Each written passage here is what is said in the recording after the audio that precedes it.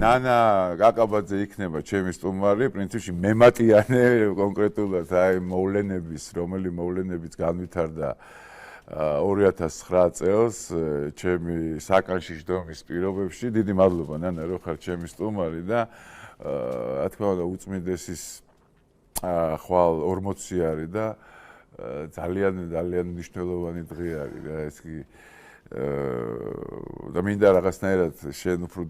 მეც არ ვიცი იმდენი რაღაცა და უშუალოდ მე საკანში ვიყავი და უფრო ქუჩაში ვიყავი მაშინ და შენ უფრო ახლო ურთიერთობაში ხშირი სტუმარი იყავი მაშინ უწმინდესთან იმ პერიოდში და დეტალებში იცი მაშინ რა ხდებოდა და უშუალოდ გინდაც 26 მაისს მაშინ როდესაც სტადიონი გაივსო და შენ დამირეკე მე უწმინდესი აპირებდა მოსვლა სტადიონზე და ზუსტად ეს ზარი გადაჭრეს და მაშინ მიუვარდნენ უწმინდეს და აი უბრალოდ მინდა ეს მოყვე მაშინ იქ იყავი შენ რა საპატრიარქოში ეს მოვლენები რო ვითარდებოდა და 6 მაისის მოვლენები კიდე მინდა რომ გავიხსენოთ როდესაც მე მომიწია ეს თქვათ სამართლოს შენობაში გადასვლა და მაშინაც შენ მითხარი რომ ეს შენგან მომივიდა ინფორმაცია მაშინ რომ ბავშვებს აუპატიურებდნენ და ასე შემდეგ და მოდი გავიხსენოთ ეს ყველაფერი და უწმინდესის როლი გავიხსენოთ ამ ყველაფერში შეიძლება რა მადლობა გია მოწვევისთვის და ნუ მით უმეტეს უწმინდესის გახსენებისთვის მიუხედავად იმისა რომ ჩვენ ამ გლოვის დღეებში ვნახეთ უზარმაზარი სიყვარული პატრიარქისადმი და მთელი ერი შეიძლება ითქვას რომ მთელი ერი გამოეთხოვა პატრიარქს და დაემშვიდობა ისეთი ღირსებით, როგორი ღირსებითაც ყოველ შემთხვევაში ჩემი თაობის კი არა რამოდენიმე თაობის წინაც ესეთი გამოთხოვება საყვარელ და ერისკაცზე მე არ მახსოვს. და მე მგონი მსოფლიოსაც არ ახსოვს ასეთი დატირება, როგორიც ქართველმა ერმა პატრიარქს გაუკეთა და მიუხედავად ამისა მინდა ვთქვა, რომ პატრიარქის უზარმაზარი დამსახურებები ქართველმა ხალხმა არ იცის. უბრალოდ ისინი გრძნობდნენ იმ სიყვარულს, რომელიც სიყვარულითაც პატრიარქი დაკავშირებული იყო თავის სამშობლოსთან, თავის ქვეყანასთან, ჩვენ ერთთან, ჩვენთან, მაგრამ ის დეტალები, რომელიც მას ახლდა, ტკივილები, პრობლემები, რომელსაც პატრიარქი ლახავდა საქართველოსთვის და ჩვენთვის ამის დეტალები ხალხმა არ იცის და ეს მართლაც უნდა შეგროვდეს იმ ადამიანებში, ვინც ამის უშუალო მოწმეა. ჩვენ არ გვეყოფა დრო, რომ მე დავიწყო იქიდან 70-იანი წლების ბოლოდან რა როლი ჰქონდა პატრიარქს დისიდენტურ მოძრაობაში და ეროვნულ გამანთავისუფლებელ მოძრაობაში. ამაზე საუბარი ძალიან შორს წაგვიყვანს, მაგრამ სწორედ აი ის, რაზეც შენი საუბრე უახლეს ისტორიაში, რომელსაც ქართველმა ერმა, ქართველმა ხალხმა სისხლიანი 9 წელი დაარქვა, აი ამ პერიოდშიც რამხელა როლი ჰქონდა პატრიარქს და რა ზეწოლებს უძლებდა პატრიარქი იმ პერიოდის ხელისუფლების მხრიდან, ეს არის ძალიან ასე ვთქვათ მძიმე გასახსენებელი, თან მძიმე გასახსენებელია ისიც, რომ სწორედ იმ პერიოდში, რომელ პერიოდსაც ჩვენ სისხლიან რეჟიმს ვეძახით, მოხდა პატრიარქის მოწამვლაც. მე არ ვიძახი ვინ მოწამლა, იმიტომ რომ ეს არის დაუდგენელი და რაც არ არის გამოძიებული და დაუდგენელი, ვერავის ამაზე ჩირკს ვერ მოცხებ, მაგრამ ის რომ ეს ფაქტი მოხდა, ფაქტი მოხდა თავისთავად მეტყველებს იმაზე, რომ პატრიარქი იყო ძალიან სერიოზული პრობლემების და ზეწოლის ქვეშ. მოდი ამით შემოვიფარგლოთ ამ ფაქტთან დაკავშირებით და ნუ განვავრცობთ ახლა ჩემთვის ხო ძალიან მნიშვნელოვანი გასახსენებელი იყო ის, რაც შენ უკვე ახსენე იგივე სტადიონზე მთელი აი როგორ მოხდა, იმიტომ რომ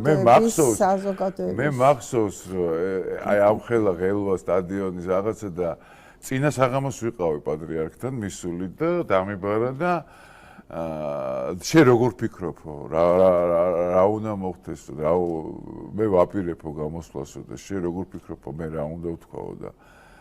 მეოთხე თქვენო უწმინდესობა, მე რასაც თქვენ როგორც ფიქრობთ და როგორც საჭიროდ ჩათვლით, ის უნდა თქვათ მეთქი, ალბათ მეთქი, თორემ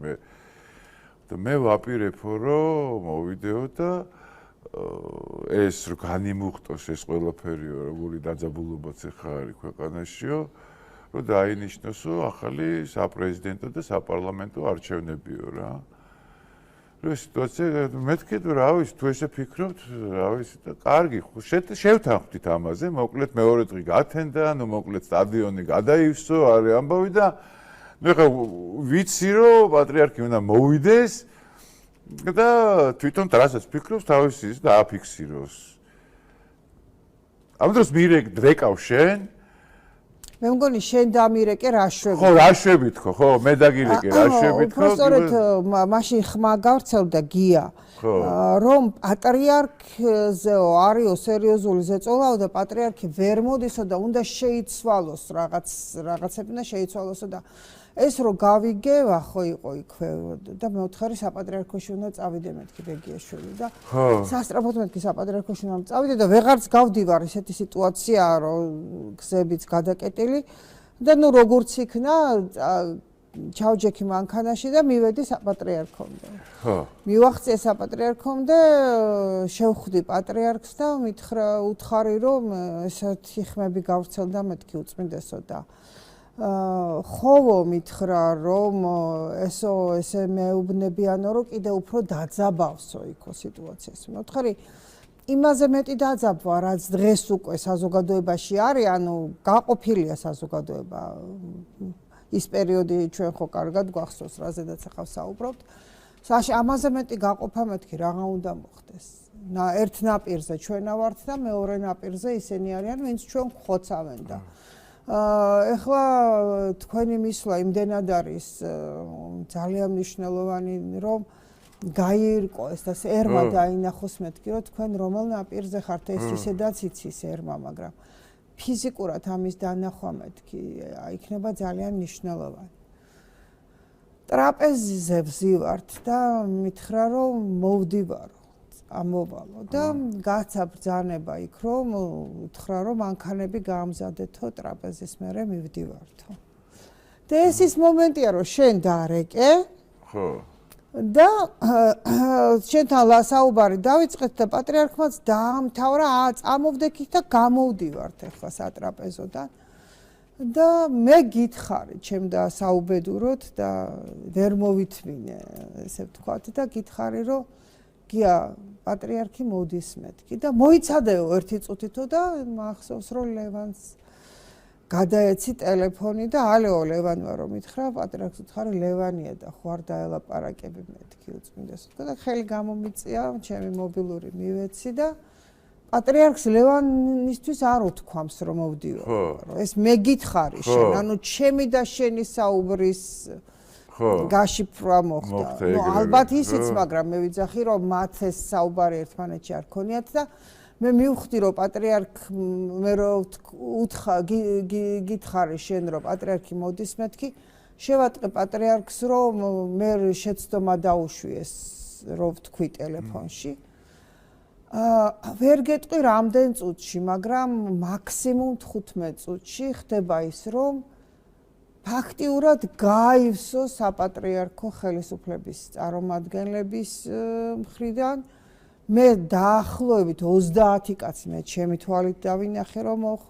მოვიდა მე იქ მითხრეს რომ მოდი ხა შენ არ გამოჩდე ნუ ეს რო აი შენგან მოდი სიტყვიან და რაღაც აკეთიკი და ნუ ველოდებით პატრიარქს რომ ვიცი რომ პატრიარქი მოდის მანქანები მზად არის და ესენი არ უშვებენ ფაქტიურად ალყაში დღეს რომ მეუფეშიოს არჩევაზე რო განცხადებებს აკეთებენ არ ჩაერიოთ და არ ესე იგი თუმცა პოზიციაც არ შეიძლება რომ ხელისუფლებამ დააფიქსიროს ამ დროს გადაადგილება შეუზღუდეს პატრიარქს შინაპატიმრობაში აღმოაჩინეს პატრიარქი და არ უშვებენ სანამ არ ეტყვის პატრიარქი რომ ხო არ მივდივარ იმაზე სტადიონზე სანამ ამას არ იტყვის თუმე არ უშვებენ პატრიარქს იქიდან და ესენი ესენი ლაპარაკობენ დღეს თავისუფალი ნების გამოხატვაზე სინოდის მიმართ. რა თქმა უნდა, ეს ასე უნდა იყოს და ამაზე ვინ დაობს, მაგრამ ვინ ლაპარაკობს ამაზე? მაგაზია საქმე. მაგაშია პრობლემა.